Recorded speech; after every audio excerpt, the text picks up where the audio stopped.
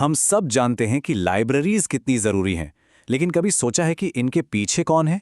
एक पूरा नेटवर्क है प्रोफेशनल्स का, जो इन्हें चलाते हैं, इन्हें बेहतर बनाते हैं।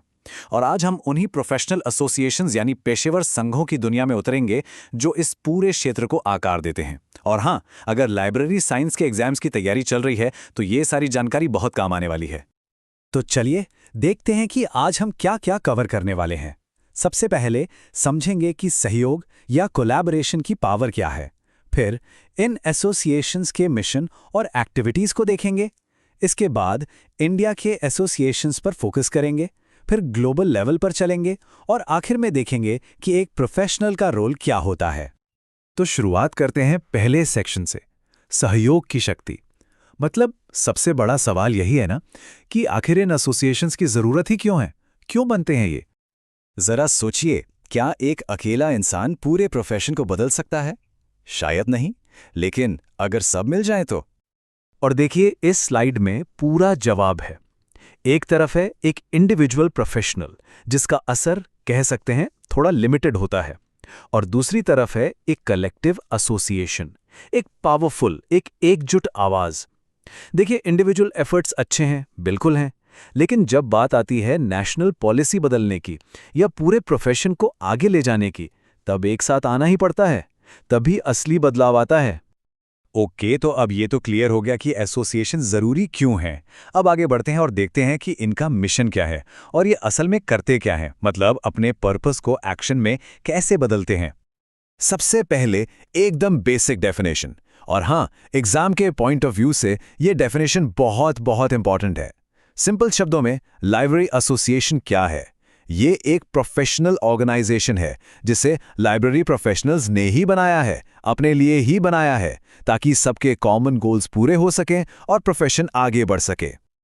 तो इनके मेन एम्स क्या होते हैं? देखिए, ये सिर्फ कॉन्फ्रेंस और मिलने जुलने के लिए नहीं है। इनका काम है लाइब्रेरी लेजिस्लेशन को प्रमोट करना, प्रोफेशनल्स को एक कॉमन प्लेटफॉर्म देना, और हाँ, सैलरी, स्टेटस और वर्किंग कंडीशंस को बेहतर बनाना, साथ ही कोऑपरेशन बढ़ाना और प्रोफेशनल एजुकेशन और रिसर्च को डेवलप करना। मतलब ये एक 360 डिग्री अप्रोच है। और ये जो इनका मिशन है वो एक्शन में कैसे बदलता है, ये स्लाइड पूरी प्रोसेस को कितने अच्छे से दिखाती है। देखिए, स्टेप 1 है नेटवर्किंग और एजुकेशन, यानी कॉन्फ्रेंस, सेमिनार। फिर स्टेप 2 आता है एडवोकेसी का, लाइब्रेरी वीक्स ऑर्गेनाइज करना, मैनेजमेंट से बात करना, सरकार से लॉबी करना। फिर आता है स्टेप 3, यानी पब्लिश करना, जर्नल्स निकालना, स्टैंडर्ड सेट करना। और आखिर में स्टेप 4, सपोर्ट और डेवलपमेंट, जिसमें कंटिन्यूइंग एजुकेशन और रिसर्च ग्रांट्स जैसी चीजें आती हैं। तो एक पूरा साइकिल है जो चलता रहता है। अच्छा, ये सब थ्योरी तो हो गई, अब थोड़ा प्रैक्टिकल होते हैं और इंडिया में इसके कुछ एग्जाम्पल्स देखते हैं। तो इंडिया में 2 बड़े नाम हैं। पहला इंडियन लाइब्रेरी एसोसिएशन, जिसे हम ILA कहते हैं, और दूसरा है Indian association of special libraries and information centres, यानी IASLIC। अब इनमें फर्क क्या है, ये बहुत इंपॉर्टेंट है। ILA जो है वो सबसे बड़ा नेशनल एसोसिएशन है, पूरे प्रोफेशन को रिप्रेजेंट करता है, जबकि IASLIC का फोकस स्पेशल लाइब्रेरीज पर है, बिल्कुल वैसे ही जैसे यूके में ASLIB या USA में SLA है। तो ये एक जनरल वर्सेस स्पेशलिस्ट का केस है, इसको जरूर याद रखिएगा। अब अगर हम ILA की एक्टिविटीज़ पर नज़र डालें, तो इसमें वो सब कुछ है जो एक नेशनल एसोसिएशन करता है। ये अपना जर्नल निकालते हैं, ILA न्यूज़लेटर भी है, हर साल ऑल इंडिया लाइब्रेरी कॉन्फ्रेंस कराते हैं। इसके अलावा लाइब्रेरी लेजिस्लेशन और बेहतर सर्विस कंडीशंस के लिए काम करते हैं। और हाँ, IFLA जैसे इंटरनेशनल बॉडीज़ में इंडिया को रिप्रेजेंट भी ILA ही करता है। तो सही मायनों में ये इंडिया के लाइब्रेरी प्रोफेशन की आवाज़ है। वहीं दूसरी तरफ है IASLIC। इसका फोकस इसकी स्पेशल सर्विसेज से बिल्कुल साफ हो जाता है। ये ऐसी सर्विसेज देते हैं जो रिसर्च और इंफॉर्मेशन सेंटर्स के लिए बहुत ज़रूरी हैं, जैसे कि अलग अलग फॉरेन लैंग्वेजेस से डॉक्यूमेंट्स को ट्रांसलेट करना, बिब्लियोग्राफीज बनाना, कंसल्टेंसी देना और स्पेसिफिक टॉपिक्स पर शॉर्ट टर्म ट्रेनिंग कोर्सेज भी कंडक्ट करते हैं। इनका अपना IASLIC बुलेटिन भी है। तो ये चीज़ें इसे ILA से काफ़ी अलग बनाती हैं। चलिए अब इंडिया से बाहर निकलते हैं और ग्लोबल लेवल पर चलते हैं। USA और UK के 2 सबसे इन्फ्लुएंशियल लाइब्रेरी एसोसिएशंस को देखते हैं। 1876, ये साल याद रखिए। इस साल अमेरिकन लाइब्रेरी एसोसिएशन यानी ALA की स्थापना हुई थी। और ये कोई मामूली बात नहीं है, ये दुनिया का सबसे पुराना और सबसे बड़ा लाइब्रेरी एसोसिएशन है। इसकी हिस्ट्री इतनी लंबी है कि ग्लोबल लाइब्रेरी कम्युनिटी में इसका प्रभाव बहुत ज़्यादा है।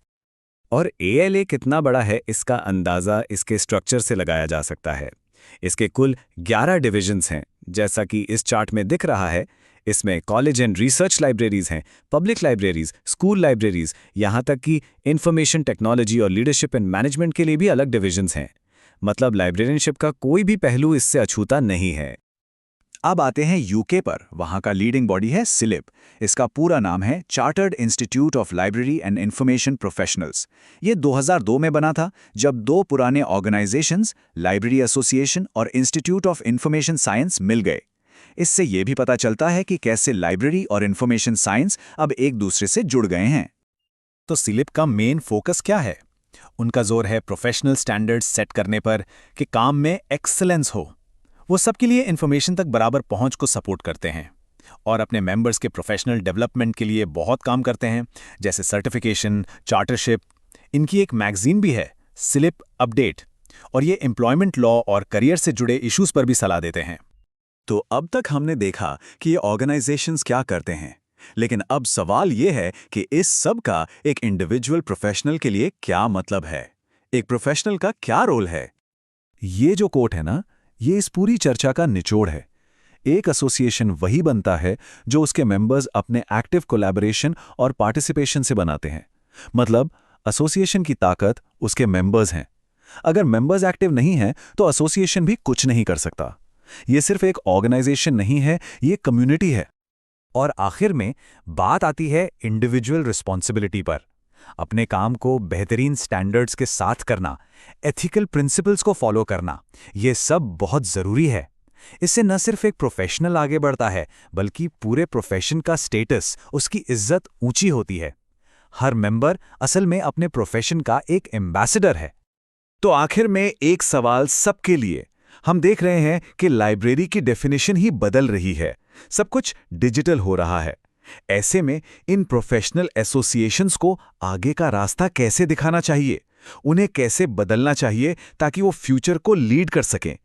ये शायद आज इस प्रोफेशन के सामने सबसे बड़ा सवाल है और इसका जवाब हम सबको मिलकर ढूंढना होगा।